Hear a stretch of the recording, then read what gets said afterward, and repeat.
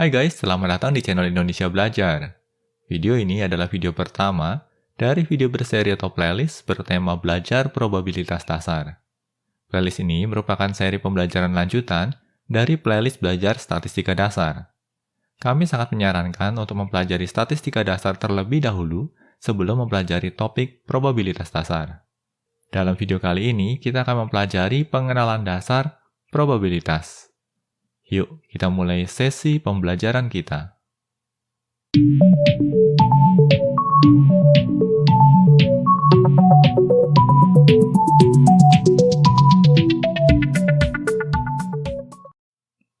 Kita akan awali sesi pembelajaran ini dengan memahami apa itu probability.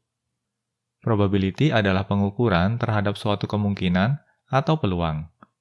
Pemahaman terkait probability merupakan dasar untuk melangkah ke statistika inferensi atau juga dikenal dengan istilah inferential statistics. Pada slide ini, kita akan mengenal beberapa terminologi atau istilah yang umum digunakan sewaktu mempelajari probability. Hasil suatu percobaan atau trial dikenal sebagai outcome. Kami ulangi sekali lagi ya. Outcome merupakan hasil dari suatu percobaan atau trial. Himpunan dari seluruh kemungkinan outcome pada suatu probability eksperimen dikenal sebagai sample space. Kami ulangi sekali lagi ya. Sample space merupakan himpunan dari seluruh kemungkinan outcome pada suatu probability eksperimen. Lalu, bagian dari sample space dikenal sebagai event. Event nantinya bisa terdiri dari satu atau lebih outcomes. Selanjutnya, kita akan coba pahami apa itu probability experiments. Probability experiments adalah aksi atau percobaan atau trial yang menghasilkan suatu perhitungan, pengukuran, atau respon. Kami ulangi sekali lagi ya. Probability experiments adalah aksi atau percobaan atau trial yang menghasilkan suatu perhitungan, pengukuran, atau respon. Untuk dapat memahami probability experiments dengan lebih baik, berikut terdapat contoh kasus yang bisa kita manfaatkan. Dalam kasus kali ini, kita dihadapkan pada suatu probability experiments berupa pelemparan dadu bersisi 6. Sample space dari probability eksperimen ini adalah himpunan bilangan yang terdiri dari bilangan 1, 2, 3, 4, 5, dan 6. Pada sampel space kali ini, kita tidak menemui bilangan lain selain ke-6 bilangan ini. Karena hanya ke-6 bilangan ini sajalah yang bisa dihasilkan dari eksperimen pelemparan dadu bersisi 6. Setiap nilai individual yang terdapat dalam sampel space ini dikenal dengan istilah outcome. Sebagai contoh di sini, bilangan 2 merupakan salah satu outcome yang mungkin dihasilkan dari eksperimen pelemparan dadu bersisi 6. Berikutnya, salah satu event yang mungkin muncul dari eksperimen ini adalah mendapatkan bilangan genap, di mana event ini akan berkorelasi dengan himpunan yang terdiri dari bilangan 2, 4, dan 6. Dan bisa kita lihat di sini ya guys, event merupakan himpunan bagian atau subset dari sample space. Nah, bagaimana guys terkait keempat terminologi dasar ini? Probability experiment, sample space, outcome, dan event. Harapannya makin bisa dipahami ya. Kita akan coba lanjut ke slide berikutnya. Di sini kita akan berkenalan dengan tree diagram. Tree diagram digunakan untuk memberikan gambaran secara visual terkait setiap outcome dari suatu probability eksperimen. Untuk dapat memahami tree diagram, berikut terdapat contoh kasus yang bisa kita manfaatkan. Di sini kita dihadapkan pada probability eksperimen berupa pelemparan sebuah koin dan sebuah dadu bersisi 6. Tree diagram akan membantu kita untuk mengidentifikasi setiap outcome yang mungkin muncul hingga kita bisa mendapatkan sample space dari suatu probability eksperimen. Seperti bisa kita lihat, tree diagram ini memulai percabangan dengan mendata setiap outcome dari pelemparan koin. Tetapi sebenarnya kita juga bisa memulai percobaan dengan mendata setiap outcome dari pelemparan dadu terlebih dahulu, baru diikuti dengan pelemparan koin. Pelemparan koin akan menghasilkan dua buah outcome, yaitu head dan tail. Percabangan selanjutnya dihasilkan dari outcome pelemparan dadu, yang akan memiliki 6 kemungkinan outcome, yaitu 1, 2, 3, 4, 5, dan 6. Pelemparan dadu ini akan dilakukan baik pada pelemparan koin dengan outcome head maupun tail. Oleh karenanya, di sini kita mendata outcome dari pelemparan dadu ini pada kedua cabang dari pelemparan koin. Lalu, di bagian paling bawah, kita bisa melakukan pendataan pasangan outcome dari pelemparan koin dan dadu untuk membentuk sample space.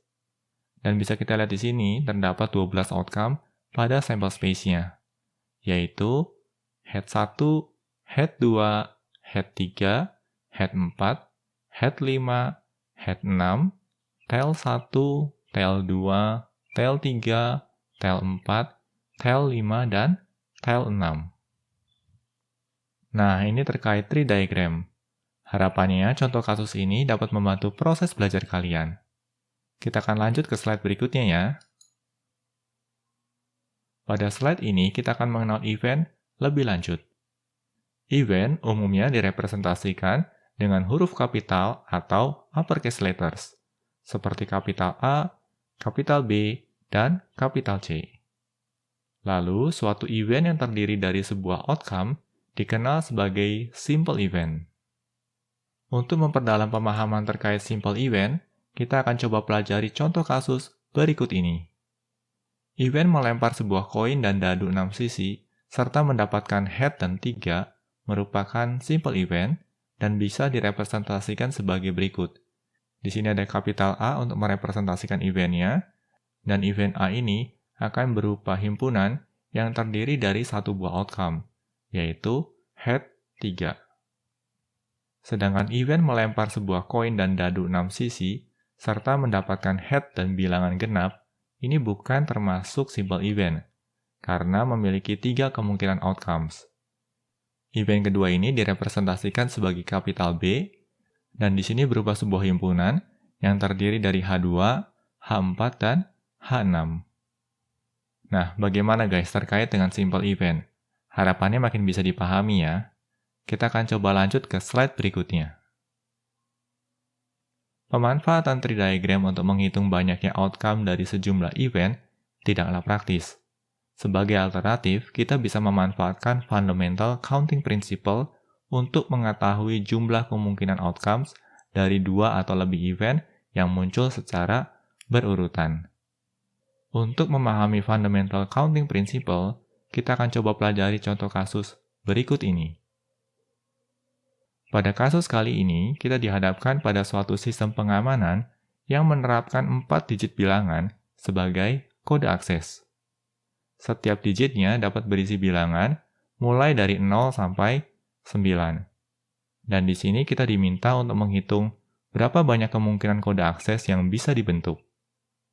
Pertama-tama, kita akan cermati setiap outcome untuk tiap digit dari kode akses ini. Untuk tiap digit kode akses, kita bisa menggunakan bilangan mulai dari 0 sampai 9. Atau dengan kata lain, kita memiliki 10 outcome untuk tiap digitnya. Dengan menerapkan fundamental counting principle, kita bisa menghitung total jumlah outcome yang terdapat dalam sample space dengan mengalihkan setiap outcome yang dihasilkan di tiap digit kode akses ini. Oleh karenanya, di sini kita akan melakukan perhitungan 10 dikalikan 10 dikalikan 10 dikalikan 10 dan mendapatkan nilai 10 pangkat 4 atau 10.000. Nah, bagaimana guys dengan fundamental counting principle? Harapannya bisa dipahami ya. Nah, di sini kami juga sudah menyiapkan sebuah studi kasus serupa, hanya saja kali ini setiap angka hanya bisa digunakan sekali saja. Semisal, bila kita sudah menggunakan angka 5 pada digit pertama, maka angka 5 ini tidak bisa digunakan pada digit lainnya. Nah, bagaimana guys dengan studi kasus ini? Harapannya bisa dipahami ya. Untuk studi kasus kali ini, kami tidak akan memberikan jawabannya dalam video ini. Dan kami mendorong kalian untuk mencoba menerapkan fundamental counting principle yang baru saja kita pelajari sebelumnya. Kalian bisa membagikan jawaban kalian pada kolom komentar di bawah ini. Tentunya, kalian juga perlu menyertakan penjelasan dari jawaban yang kalian berikan agar teman-teman yang lain bisa memahaminya. Kita lanjut ke slide berikutnya ya. Pada slide ini, kita akan mempelajari cara penulisan probability dan juga berkenalan dengan 3 tipe probability. Probability dapat dituliskan dalam format pecahan, desimal, atau persentase. Probability untuk kemunculan event A dapat dituliskan sebagai berikut. P lalu ada dalam kurung, lalu diikuti dengan nama eventnya. Dalam statistika terdapat 3 tipe probability, yaitu classical probability atau seringkali juga dikenal dengan istilah theoretical probability. Selanjutnya ada yang namanya empirical probability atau seringkali juga dikenal dengan istilah statistical probability. Dan terakhir ada yang namanya subjective probability. Di sini pertama-tama kita akan pahami classical probability terlebih dahulu. Classical probability digunakan ketika setiap outcome pada sample space memiliki peluang yang sama untuk muncul. Dan ini merupakan representasinya dalam notasi matematis. Di sini nilai probability dari suatu event A dapat diperoleh dengan melakukan pembagian number of outcomes in event A, lalu dibagi dengan total number of outcomes in sample space. Atau dengan kata lain, jumlah outcomes dari event A akan dibagi dengan total jumlah outcomes yang terdapat pada sample space-nya. Nah, untuk dapat memahami classical probability dengan lebih baik, berikut terdapat 3 contoh event sebagai studi kasus. Di sini ada event A, event B, dan event C. Dan ketiganya merupakan classical atau theoretical probability. Di sini event A merupakan pelemparan sebuah dadu 6 sisi dan mendapatkan angka 3. Event A ini dapat dituliskan sebagai berikut. A sama dengan himpunan dari 3. Dan nilai probability dari A bisa diperoleh dengan melakukan operasi pembagian 1 dibagi dengan 6. Nah, 1 ini merupakan jumlah outcome dari event A, yaitu 3, dan 6 ini merupakan sample space dari pelemparan dadu 6 sisi. Dan di sini bisa kita peroleh ya, nilai probability-nya adalah 0,167. Selanjutnya, event B merupakan event pelemparan sebuah dadu 6 sisi dan mendapatkan angka 7. Nah, karena dadunya terdiri dari 6 sisi, maka tidaklah memungkinkan bagi kita untuk memperoleh angka 7. Oleh karenanya, event B ini dapat dituliskan sebagai berikut. Kapital B sama dengan lalu diikuti dengan himpunan kosong. Dan untuk nilai probability dari event B ini bisa dirumuskan sebagai berikut. 0 dibagi dengan 6. Nah, 0 ini merupakan jumlah outcome dari event B, lalu dibagi dengan jumlah outcome dari sample space-nya, yaitu 6. Berarti 0 dibagi 6, hasilnya adalah 0. Selanjutnya, untuk event C, di sini merupakan event pelemparan sebuah dadu 6 sisi dan mendapatkan angka lebih kecil dari 5. Dan event C ini bisa dituliskan sebagai berikut. Kapital C sama dengan himpunan dari bilangan 1, 2, 3, dan 4. Lalu untuk nilai probability dari event C, ini berarti 4 dibagi 6. Nilai 4 ini diperoleh dari jumlah outcome dari event C, yaitu 1, 2, 3, dan 4. Ada 4, lalu dibagi dengan 6. Nah, 6 ini merupakan total jumlah outcome pada sample space-nya. Dan operasi pembagian ini akan menghasilkan nilai 0,667. Nah, bagaimana guys terkait dengan classical atau theoretical probability? Harapannya bisa dipahami ya. Selanjutnya kita akan pahami empirical probability. Empirical probability didasarkan pada observasi dari probability experiments. Empirical probability sendiri bisa dirumuskan dengan notasi seperti berikut. Probability dari event A ini merupakan hasil pembagian antara frequency of event A lalu dibagi dengan total frekuensinya. Atau dengan kata lain, ini merupakan hasil pembagian dari jumlah frekuensi dari kemunculan event A lalu dibagi dengan total jumlah frekuensi secara keseluruhan. Nah, untuk dapat memahami empirical probability dengan lebih baik, kita akan coba pelajari contoh kasus berikut ini. Di sini terdapat suatu perusahaan yang melakukan survei online dengan memilih sejumlah responden secara acak untuk diminta keterangan seberapa sering mereka melakukan recycle atau daur ulang. Dan sejauh ini perusahaan tersebut mendapatkan data dari 2.451 responden. Dan ini merupakan responses atau respon yang diberikan oleh respondennya. Ada always, often, sometimes, rarely, dan never. Lalu pada kolom di sisi sebelah kanan, ini merepresentasikan jumlah frekuensinya. Nah, di sini bisa kita lihat ya guys, terdapat 1054 responden yang selalu melakukan recycle atau daur ulang. Lalu terdapat 613 responden yang sering melakukan recycle atau daur ulang. Berikutnya terdapat 417 responden yang kadang-kadang melakukan daur ulang. Selanjutnya ada 196 responden yang jarang melakukan daur ulang. Dan terakhir ada 171 responden yang tidak pernah melakukan recycle atau daur ulang. Dan kalau kita lihat di sini, total jumlah respondennya ada 2.451 responden. Nah, pertanyaan berikutnya adalah, berapa probability untuk orang selanjutnya yang akan disurvei memberikan respons always atau selalu? Nah, untuk kasus kali ini, kita akan mencari atau melakukan perhitungan dengan cara seperti ini. Nilai probability untuk event always ini bisa diperoleh dengan cara melakukan operasi pembagian jumlah yang menjawab always sejauh ini, yaitu 1054, dibagi dengan total jumlah respondennya, yaitu 2451. Dan di sini kita memperoleh nilai 0,43 atau 43%. Nah, bagaimana guys terkait empirical atau statistical probability? Harapannya semakin bisa dipahami ya. Kita akan coba lanjutkan ke slide berikutnya. Pada slide ini, kita akan berkenalan dengan Law of Large Number.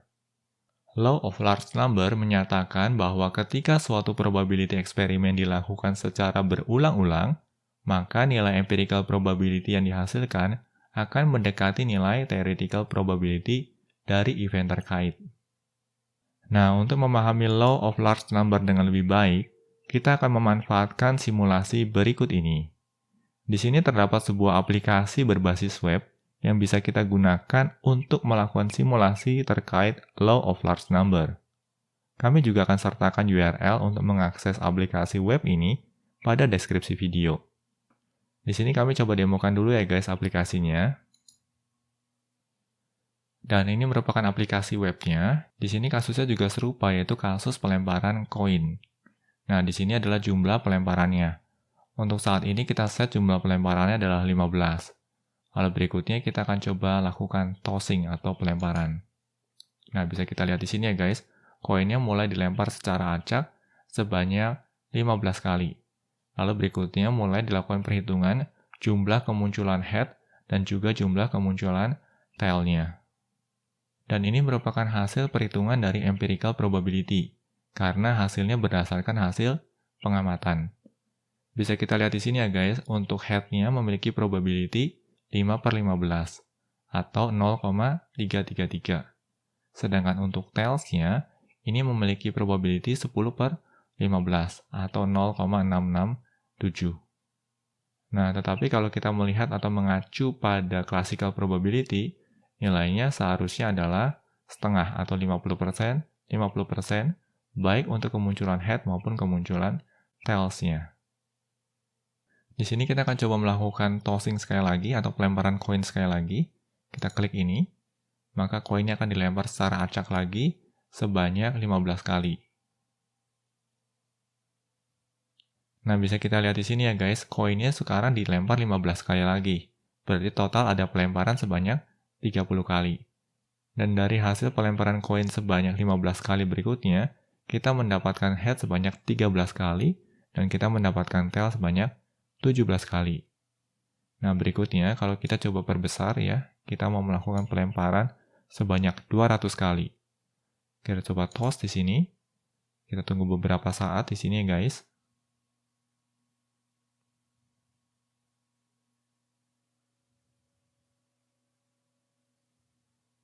Nah, bisa kita lihat di sini, dari 230 kali pelemparan, kita mendapatkan heads-nya sebanyak 117 kali. Sedangkan tails-nya muncul sebanyak 113 kali. Dan kalau kita lihat di sini ya, nilai probability-nya adalah 0,509 untuk head dan 0,491 untuk tails-nya. Dan bisa kita lihat di sini ya guys, semakin banyak jumlah eksperimen yang dilakukan atau jumlah perulangan yang dilakukan, maka nilai dari empirical probability-nya akan mendekati nilai dari classical probability. Nah, ini merupakan esensi dari law of large number. Bagaimana guys, harapannya makin bisa dipahami ya. Berikutnya kita akan switching kembali ke slide. Di sini kita sudah kembali ke slide. Selanjutnya kita akan pahami tipe probability ketiga, yaitu subjective probability. Subjective probability didasarkan pada intuisi, educated guesses, dan estimasi. Sebagai contoh di sini, seorang dokter memberikan estimasi keberhasilan dari proses operasi yang ditanganinya sebesar 90%. Lalu untuk contoh kedua, seorang mahasiswa merasa yakin bahwa peluangnya untuk lulus di mata kuliah statistika adalah 70%. Nah, kalau kita lihat di sini, kesamaan dari keduanya adalah keduanya sama-sama tidak didasarkan pada data pengamatan ataupun data historik. Keduanya murni didasarkan pada intuisi dan educated guesses. Nah, probabilitas semacam inilah yang dikenal dengan istilah subjective probability. Bagaimana guys? Harapannya bisa dipahami ya. Kita akan coba lanjut ke slide berikutnya. Pada slide ini, kita akan mempelajari rentang nilai dari probability atau biasa dikenal dengan istilah range of probability. Probability dari suatu event A akan memiliki jangkauan antara 0 sampai dengan 1. Atau dengan kata lain, nilai probability terkecil adalah 0 dan nilai probability terbesar adalah 1. Dan ini merupakan notasi secara matematis. 0 lebih kecil sama dengan probability dari event A, lebih kecil sama dengan 1. Di bagian bawah sini juga terdapat ilustrasi yang dapat membantu kita untuk melakukan interpretasi nilai probability dari suatu event. Nilai probability 0 mengindikasikan bahwa suatu event tidak mungkin muncul atau impossible to occur. Sedangkan nilai probability 1 ini mengindikasikan bahwa suatu event dapat dipastikan kemunculannya. Event dengan probability 0,5 atau setengah mengindikasikan peluang yang sama untuk kemunculan dan ketidakmunculannya. Lalu event dengan probability 0,75 mengindikasikan kecenderungan untuk muncul. Sedangkan event dengan probability 0,25 mengindikasikan kecenderungan untuk tidak muncul. Lalu dalam statistika inferensi, nilai probability 0,05 ke bawah seringkali digunakan sebagai acuan untuk mengkategorikan suatu event sebagai unusual atau tidak umum. Nah, bagaimana guys terkait dengan range of probability? Harapannya bisa dipahami ya. Kita coba lanjut ke slide berikutnya. Pada slide ini, kita akan mempelajari complementary events. Komplement dari event A adalah semua outcomes pada sample space yang tidak disertakan pada event A. Komplement dari event A direpresentasikan sebagai A'. Dan ini merupakan notasi penulisannya. Lalu di sini terdapat notasi matematika yang membantu kita untuk bisa lebih memahami complementary event. Penjumlahan nilai probability event A dengan nilai probability event A' adalah 1. Atau dengan kata lain, kita bisa mendapatkan nilai probability dari event A dengan menselisihkan nilai 1 terhadap nilai probability event A'. Dan sebaliknya, kita juga bisa mendapatkan nilai probability dari event A' dengan menselisihkan nilai 1 terhadap nilai probability event A. Nah, bagaimana guys terkait complementary events? Harapannya bisa dipahami ya. Untuk dapat memahami complementary events dengan lebih baik, kita dapat memanfaatkan contoh kasus berikut ini. Pada pelemparan sebuah dadu 6 sisi, E adalah event mendapatkan angka setidaknya 5. Dan ini merupakan diagram yang menggambarkan kondisi ini. Lingkaran ini merepresentasikan E yang merupakan event mendapatkan angka setidaknya 5. Berarti ada 5 dan 6. Lalu kotak ini merupakan sampel space-nya, dan area yang berada dalam kotak dan di luar E, ini merupakan E'. Dan bisa kita lihat di sini, E' ini merupakan himpunan dari kumpulan bilangan yang terdiri dari 1, 2, 3, dan 4. Kondisi ini juga bisa kita representasikan secara matematis seperti ini. Event E sama dengan himpunan dari 5 dan 6. Sedangkan event E' ini merupakan himpunan dari bilangan 1, 2, 3, dan 4. Nah, bagaimana guys terkait complementary event? Harapannya makin bisa dipahami ya. Kita coba lanjut ke slide berikutnya. Pada slide ini, kita dihadapkan pada studi kasus yang sebelumnya pernah kita gunakan. Hanya saja, kali ini kita dihadapkan pada kebutuhan yang berbeda, yaitu menghitung berapa probability untuk orang berikutnya yang disurvei memberikan respon bukan always. Nah, di sini dari perhitungan sebelumnya, kita kan sempat menghitung probability dari event always, dan kita mendapati nilai 0,43. Sedangkan yang ditanyakan kali ini adalah nilai probability dari event bukan always. Oleh karenanya, di sini kita bisa rumuskan sebagai P always prime. Nilai probability dari event always prime ini bisa kita peroleh dengan menselisihkan nilai 1 dengan nilai probability dari event always, yaitu 0,43. 1 diselisihkan dengan 0,43, kita memperoleh nilai 0,57. Jadi, nilai probability untuk orang selanjutnya yang akan disurvei dan memberikan respon bukan always adalah 57%. Nah, bagaimana guys? Harapannya bisa dipahami ya. Kita akan coba lanjut ke slide berikutnya.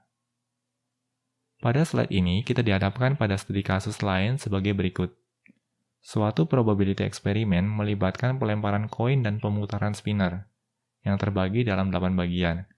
Nah, ini koinnya, dan ini adalah spinnernya.